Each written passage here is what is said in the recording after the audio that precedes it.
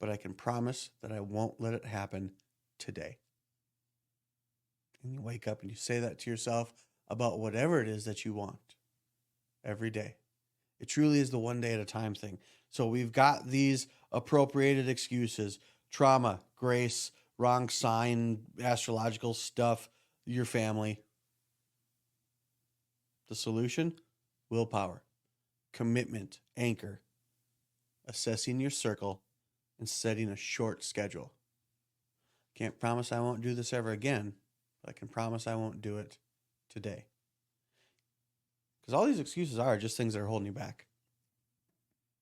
Man, again, I am really proud of myself. This is coming from someone who is very well informed, albeit rather uneducated. What the hell's going on out here? Hey, what's up, everybody? Welcome back to another episode of Fueled by Spite. As always, I'm your host, Dr. James Taylor. So, I got a good one today. I got a good one every day. But this is quality. This has been years in the making, if you will. Thanks to social media and the amplification of stupid people. Okay, today, the episode is called Appropriated Excuses. Going off of cultural appropriation. I think that's the first time the word became excessively popular. A good chunk of things labeled as cultural appropriation is also bullshit, but that's neither here nor there. It's just stupid people saying stupid things that we have to deal with, but such is life. So today, appropriated excuses. Now, I'm going to preface this with some of the things I'm going to talk about are very real and true fears and demons that some people out there have to deal with and have, in some cases, succumbed to, in some cases have overcome. But those stories, I feel, are overshadowed simply by the sheer volume of people trying to appropriate that same feeling or that same reaction from others to a lesser, caused by something significantly less volatile or less severe. So this also, I got a kick out of this when I came up with this. This is coming from someone who is well informed but poorly educated on the topic. So strap in. This should be a good one. So, appropriated excuses. What's that even mean? In the current state in which we live, not Texas, but state of humanity. One, I'm going to tell you right now, I believe the state of humanity as a whole is good. The person next to you, probably a pretty good person. Person next to them, probably a pretty good person. I think it was Woody Harrelson or something like that. Said something to the effect of, if you stop watching the news and just go talk to your neighbor, you'll realize the world is in such a bad place. And generally speaking, that's true. I'm just coming back from a little jaunt over to the West Coast. I live in Texas. We went to California. I'm not sure if you're aware. Those two states don't look too highly on each other. But generally speaking, people in California were delightful. We were just outside of LA. And people were great. I mean, there were stereotypical Californians all over the place, from, the grungy old hipster, to the crackhead laying in the middle of the sidewalk. People get me signed petitions for this, that, and the other, but generally speaking, California was delightful, as were the Californians, until you put them into a closer confines in the airport. Californians in the airport suck. There's no rules. Everyone is entitled. And they're like, oh, it happens at any airport. Not to the same extent that it does at LAX. Or hell, even DFW on its way to LAX, because there's a large majority, this is a straight assumption, of those people that are getting on that plane in DFW that are going to LAX that call somewhere that is LAX adjacent home, i.e. Californians. Californians suck in the airport. But if you got a little bit more space between you and them, say out in the open in Venice Beach, they're delightful. So again, coming from a well-informed but poorly educated person, the topic of the day is appropriated excuses. So we're going to start right off the bat with number one, trauma. Trauma is a huge buzzword right now. And man, I say this with all sincerity, for whatever it is that you have gone through, but I'm over it. In the grand scheme of things, could not care less about your trauma. And the reason I'm saying that is because of what I led this off with. The social media allows so much amplification that if someone experiences an inconvenience, but label it themselves as trauma and then is amplified out into the world, then people who have experienced real trauma, actual trauma, are getting drowned out simply by sheer volume of these other people who are also claiming to be victims of trauma. Now, trauma can mean many different things for many different people, but in the grand scheme of things, according to a survey I made up for the statement I'm about to make, most of the people claiming they've experienced trauma haven't experienced trauma. Now, reason I say this, I am fortunate enough, this is a weird sentence, I am fortunate enough to have a fantastic measuring stick to gauge your trauma with. And it is the fact that I personally live with a goddamn phoenix. I live with someone who has rose from the ashes and has used a magnificent trauma to the betterment of everyone she comes in contact with. I know what trauma is. I mean, if we kind of go back a couple of episodes, I talked about like the imposter syndrome. I'm not exactly sure what that is or how that applies to me, but I made a couple educated guesses. I don't personally know what trauma is from an experience standpoint. However, I know what trauma is. I live trauma adjacent, if you will. I've seen the effects of it, both in the nuclear family, in the extended family, and in the community as a whole. If you're unfamiliar with what I'm talking about, hop over to Say More Words podcast and check out her trauma episode. And that will give you a gauge on how traumatic or possibly just inconvenient your life might be. So, inconvenience does not equal trauma, but there are way too many people that are equating the two. Number 2, grace. I've touched on this in the past.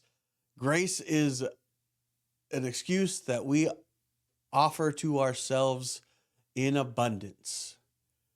Unnecessarily so, in my point of view.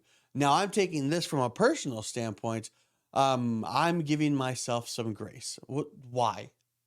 What have you done to deserve grace? Now, this is absolutely a spectrum, 100%. And I realize I am on the, let's call it the non-grace side of the spectrum. I could use some grace. I'm not feel I am deserving of grace. I have yet to earn grace. Now, what do you have to do to earn grace? I'm not sure about that either. Maybe I'll know when I get there. But as of right now, I don't feel I have earned grace. Now, again, slippery slope, because those of us who forego grace, who don't appropriate the excuse in this instance, are subject to burnout. I have experienced that, or at least dipped my toe in the burnout pool. But the reason being, I didn't give myself grace. I didn't feel I was deserving of grace. That in itself could be its own little podcast. Certainly, probably some sort of psychiatrist wet dream. But the flip side of this, the appropriation of it, is the person who starts something. And then what if you're going to start anything, if you're going to build anything, a business, an idea, a widget, a relationship, there's going to be points of contention. There's going to be points of friction. You're going to have to work through those. You don't get to work through things with grace. In this sense, I would love to be able to work through things with grace, but grace in the sense of a break. Give yourself a break. Give yourself some grace. Man, some of you have had seconds, thirds, and fourth helpings of grace when you haven't finished your first plate of work. I like that. That came out rather smoothly, rather gracefully, if I do say so myself. So we've got trauma. People have inconveniences that they confuse with trauma. We have grace. We have people who confuse grace with procrastination. I'm not getting the thing done, but I'm giving myself some grace. No, you're procrastinating. You've hit a roadblock, you've hit a mind block, you've hit a writer's block, you've hit some kind of block. Instead of working through it, you are avoiding it. Next one. This is way before social media, but it continues to this day. It's getting a little bit more power in the self-development ring. I was born under the wrong sign. It's not my strength. It's not my Enneagram. It's Mercury is in retrograde. Now, I will say this with the caveat that I put a lot of credence into these things, into the sign you're born under. People born under a certain star have certain tendencies. Now, I'm not saying I'm following the horoscope per se, but Scorpios are cooler than Libras. It's not my strength. Cool. If it's not your strength and you figure that out, then what are you doing dabbling in it in the first place? Mercury is in retrograde. Basically just, the whole influence of astronomy in our lives. There is 100%, I've already used the word credence. There's truth in that. And the best examples I can give you are the tides, okay? If the moon pulls the tides, the earth is a sphere, by the way. Shut up. If the moon pulls the water in the earth from one side of it to the other, and our bodies are 60 to 70% water, it would stand to reason that the moon will also have an effect on that water. 2, if anybody has ever worked overnight in healthcare, you know full well that a full moon will cause a shit show in some way, shape, or form. Healthcare or public service. There is 100% an energy in that. So energy in the moon and in the solar system and the stars above.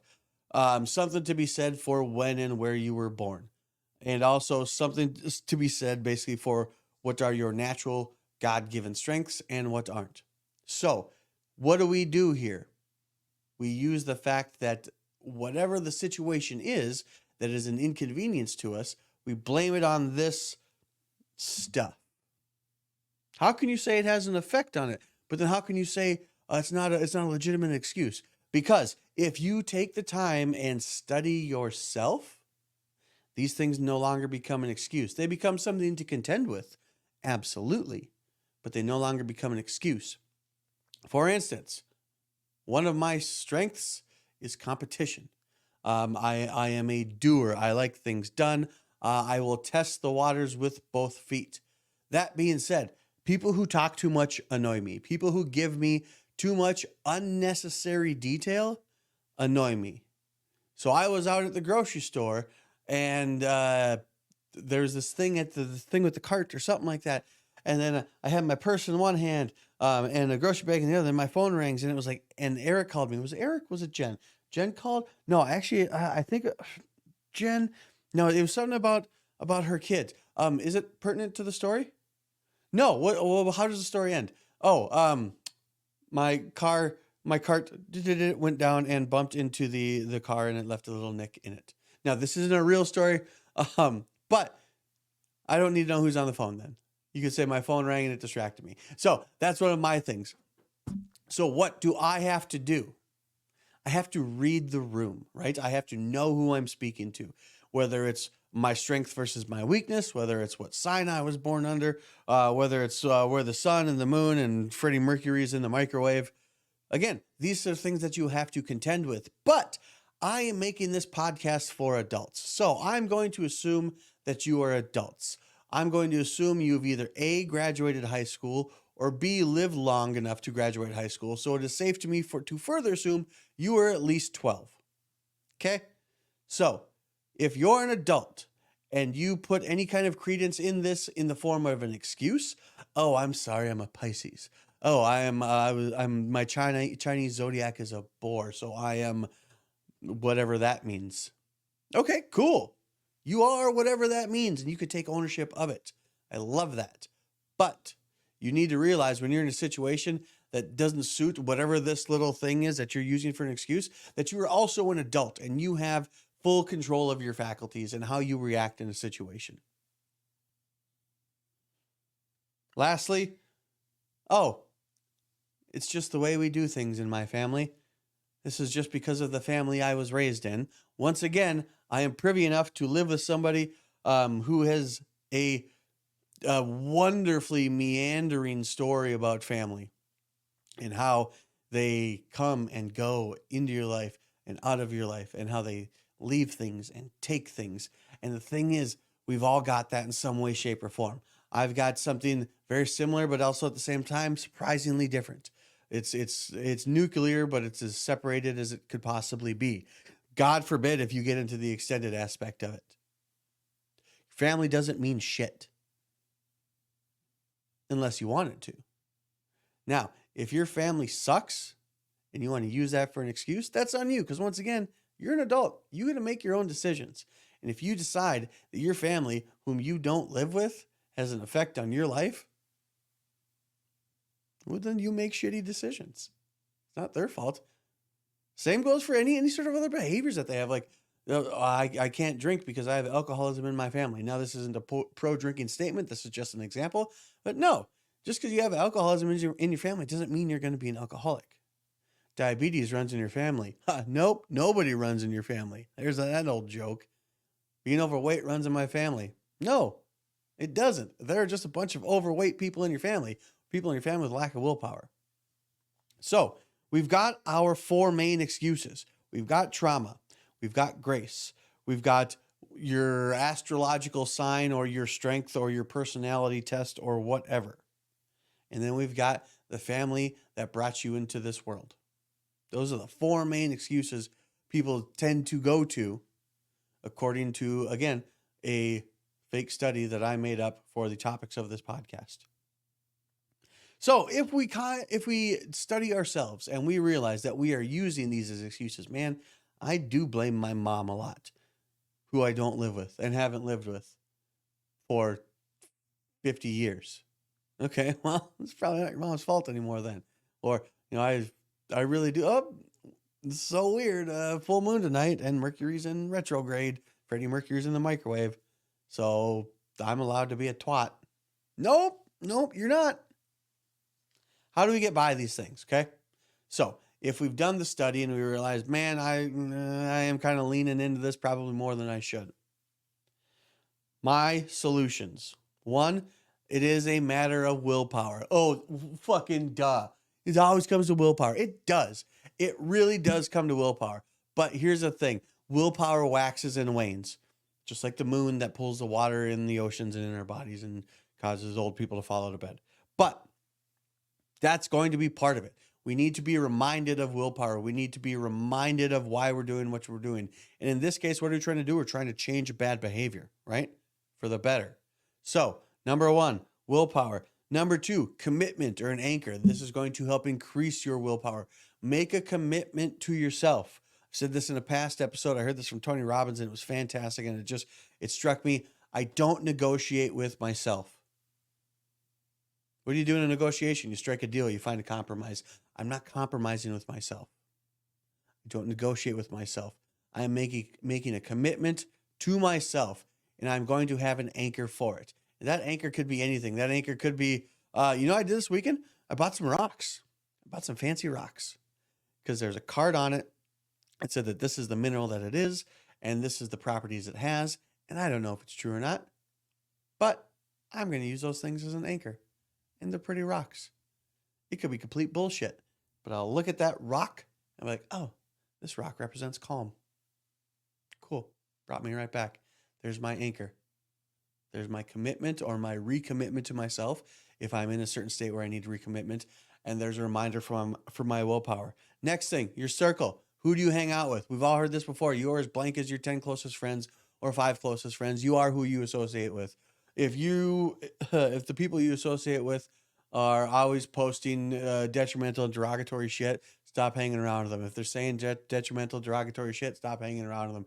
If they're always sad, if you're always having to pull them out of the gutter, stop hanging around with them. They suck. Get rid of them. And also, that includes family. You can absolutely get rid of family. Trust me. Lastly, this is an action step. Okay, these other ones, the anchor thing, that's kind of an action step. But these are the previous three: willpower, commitment, anchoring, and circle. The circle. Oh hell, getting rid of people is an action step. Also, associating with better people is an action step. Lastly, make a short schedule. Set your schedule for the week on these things you need to do, but like literally set short schedules and tight deadlines. You set out to do something. It's just like we talked about this in the past too. You got assigned homework in high school. You got assigned to do it on Monday. It's due the following Monday. When do? You do it Sunday night. So you need to set yourself short deadlines. That deadline, if it's a Monday, that could be Friday. It could be Wednesday. If it's Monday, that deadline could be the end of the day. And I read a wonderful little piece from a friend of mine who, shoot, I haven't seen him. Shit, I might have not seen him in 25 years. No, that doesn't make sense. That put me at 15. Do some math. How old am I? Let's say 15 years. Whatever. Okay. Haven't seen him since college. And even then, I only saw him like 3 times. Followed him on Facebook a few times. I think I might have brought him up here. But he had trouble with alcohol. And then went into sobriety and did it for years. He was sober for years.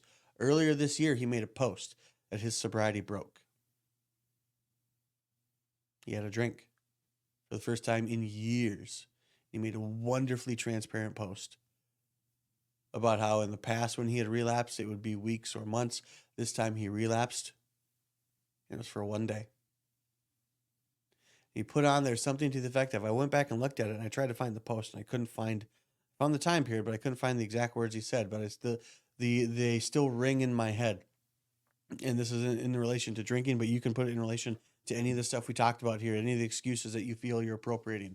And it was, I can't promise that I won't drink this year. And I can't promise that I won't have a drink this month. I can't promise that I won't drink again. But I can promise that I won't drink today. Man, and I read that. And again, I'm paraphrasing the first part of it, but powerful stuff. I can't promise I won't exhibit this behavior again. Can't promise that I won't let this behavior affect you, me, our friendship, our relationship again. But I can promise that I won't let it happen today. And you wake up and you say that to yourself about whatever it is that you want every day. It truly is the 1 day at a time thing. So we've got these appropriated excuses: trauma, grace, wrong sign, astrological stuff, your family. The solution: willpower, commitment, anchor, assessing your circle, and setting a short schedule. Can't promise I won't do this ever again, but I can promise I won't do it today. Because all these excuses are just things that are holding you back. Man, again, I am really proud of myself.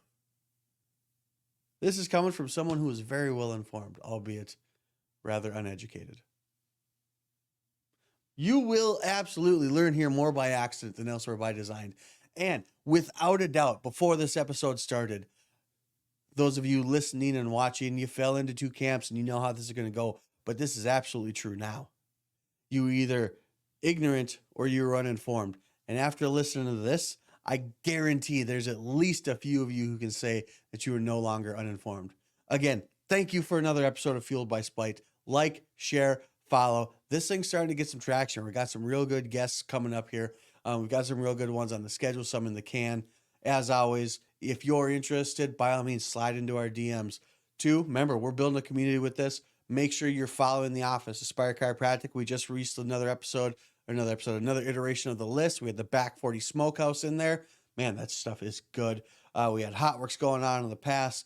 Also, don't forget, coming in on Fridays, 12:30 on the Aspire Chiropractic Facebook page. We do our Aspire Chiropractic after hours. Also looking for guest hosts on that. You guys have a great rest of your day. Like, share, follow, all the stuff. Tell all your friends. Tell everyone you know. There's good things happening here. You're welcome to be a part of it. You don't have to be, though. If you don't want to, I'll gladly leave you behind. I'll see you later.